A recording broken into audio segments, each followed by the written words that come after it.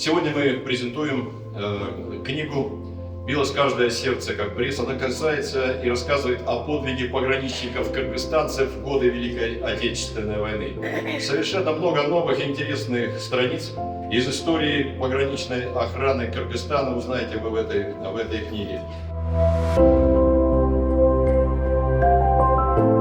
Уважаемые пограничники, уважаемые участники нашего мероприятия, завтра, 29 числа, мы принимаем эстафету победы, как говорится, с границы с Казахстаном принимаем.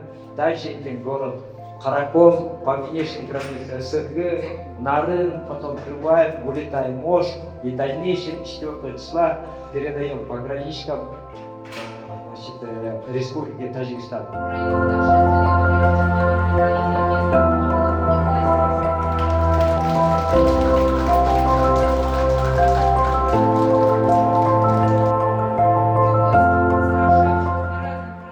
Приятно то, что как раз накануне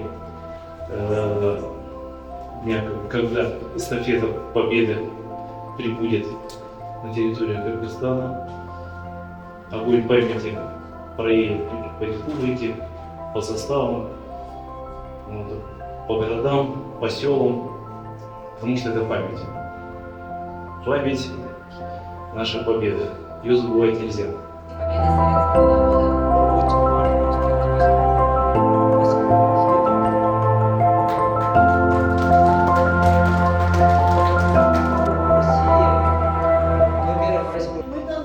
Забывать, что люди в зеленых фуражках, они у нас первые стоят, они первые защитники, они стоят на рубежах.